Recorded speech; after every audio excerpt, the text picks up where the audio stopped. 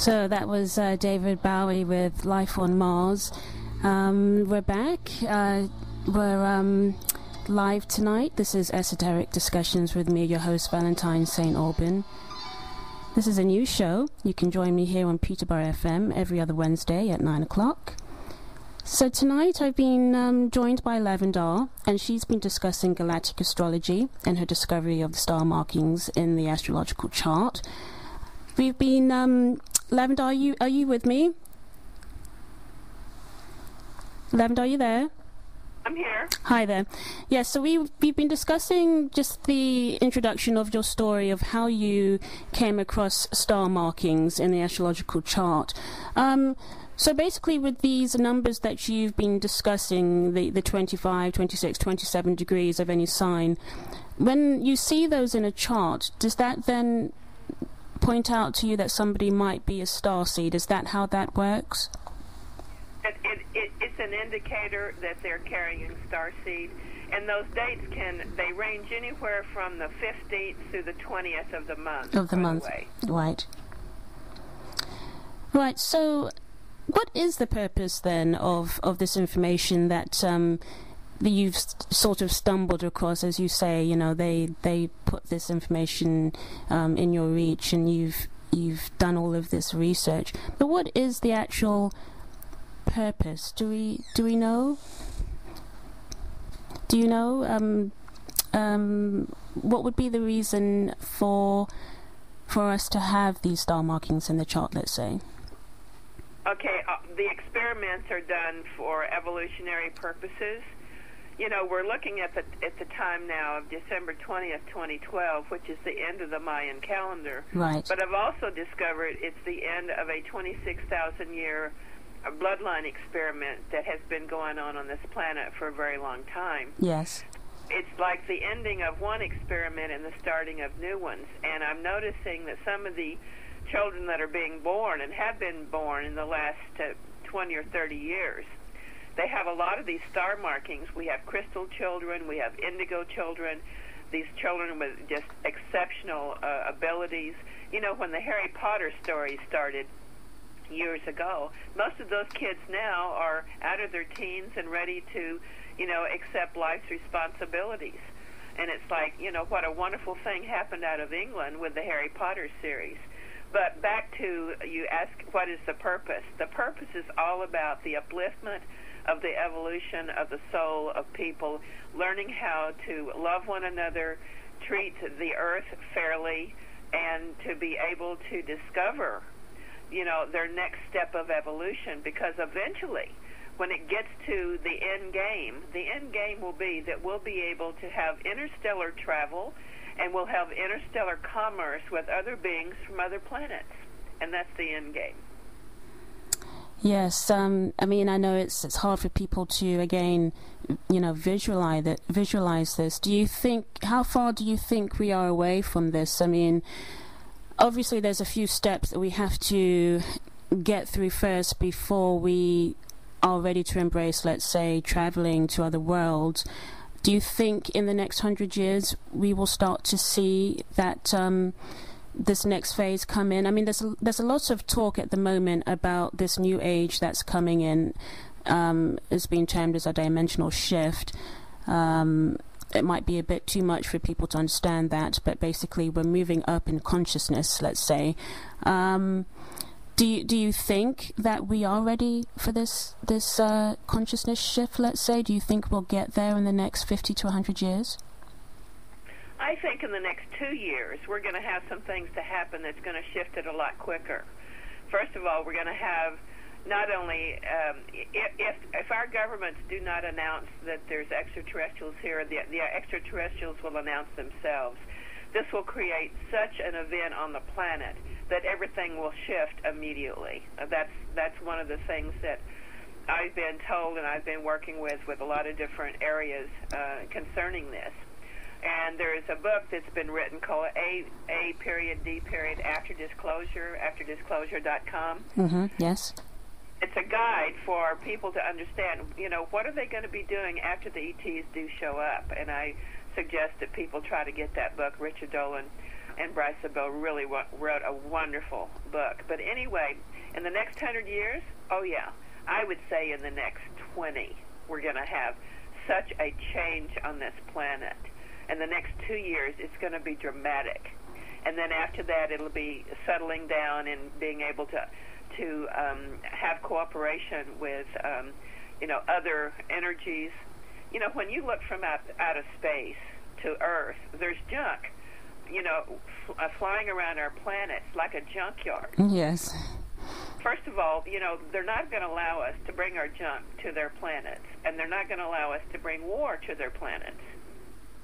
So the war aspect has to stop on the planet before there's ever any interstellar commerce. So we've got a long ways to go about war. Yeah, I think we have quite a few things to overcome. I mean, just feeding into what you were saying, I have to say there has been, it's very much on the, let's say, the undercurrent of everything. But there has been moments where someone is trying to get some kind of information out. I mean, I'll give you an example. I was sitting with my husband, it was about last summer, just watching BBC Breakfast, morning news or something like that, which I rarely ever do. I just happened to be on that channel that morning. And there was a gentleman there as a guest, and I believe he might have been someone who worked with the Defense Department, let's say. And he sat on the sofa and discussed that he had contact with extraterrestrials that looked just like us, and the British government was well aware of it. And he was actually announcing that there were documents that were being released. Now, this was last year in 2010. And the response from the presenters was just sort of like the mouth dropping and just looking like, oh, okay. But I think slowly bits of information have been leaking out. It's like they're spoon feeding us, let's say. But you have to be sort of, you have to have your eyes open, or you miss it. You know. So it's a very interesting time. And again, as you say, I mean, if you believe that in 2 years' time we're going to make this great leap, something big does have to happen for that to occur, because I think so many people are so stuck in their views and maybe don't want to embrace that, let's say, so openly. I think it's a difficult subject for a lot of people to actually embrace, but that's my opinion. I can be quite realistic in certain in many things. I really would like for people to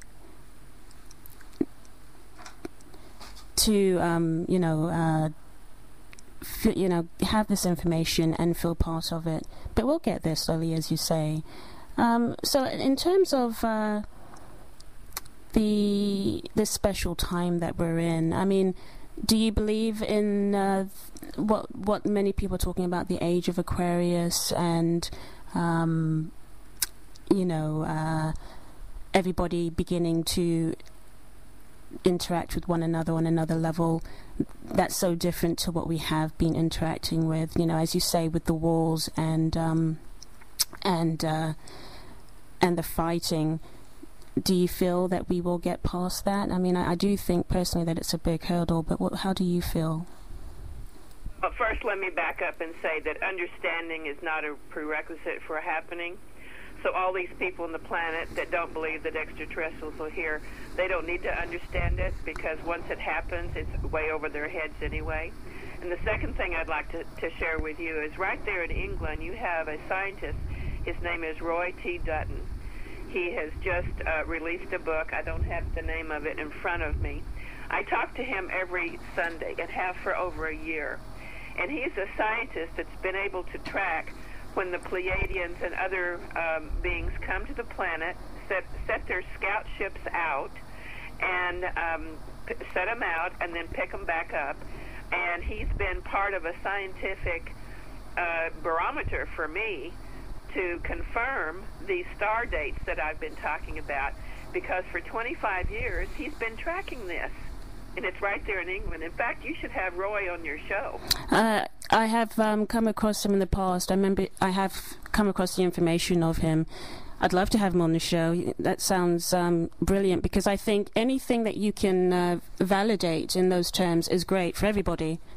And sounds like he's doing quite a bit of work there. Back to the question you asked me. I forgot what it was now. Well, my question is, because there's a lot of discussion on the internet and many other different shows and people writing about this as well. They're talking about the age of Aquarius. We know it from an astrological point of view that we're coming into a new era, let's say. You know, how do you really feel about that? Do you think that, I mean, I know that you were saying we will be ready in probably a couple of years' time, even if it's by shock. And as you say, it's not a prerequisite for people to... Just because you don't believe it doesn't mean it's not going to happen. I think that's very important, because there's many people who at the moment just can't see it. They can't visualize it. They can't grasp it in that way.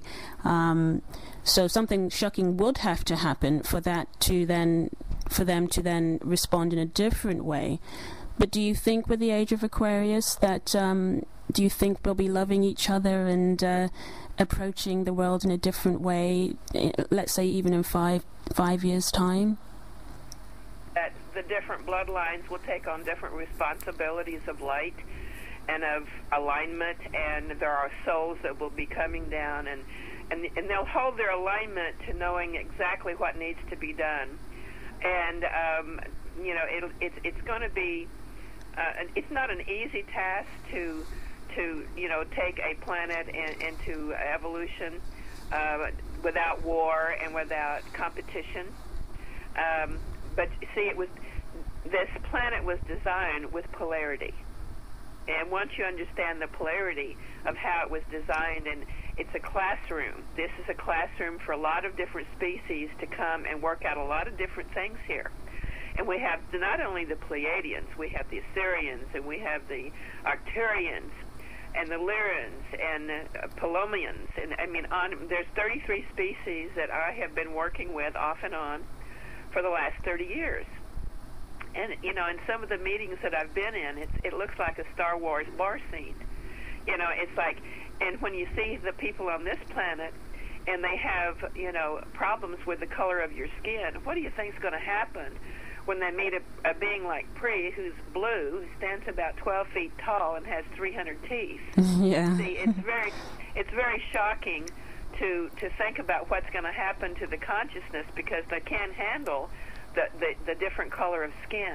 Got to get past that first. Yes, exactly. I mean, you know, I would say obviously Hollywood is very much at the cutting edge in all of this. You know, we have Avatar that was really well received by the general public, and again, they were blue and about 9 feet tall. And I think it really did feed into the imagination of many people. And I suppose this is kind of what you're tracking, even though we can't articulate, let's say, why we like things like Star Trek or Star Wars or films like Avatar. There's a reason why we like these things. I suppose maybe we're remembering, you know, yes, where we've been in the past, what we've seen, experienced. We're remembering, and we're seeing the possibility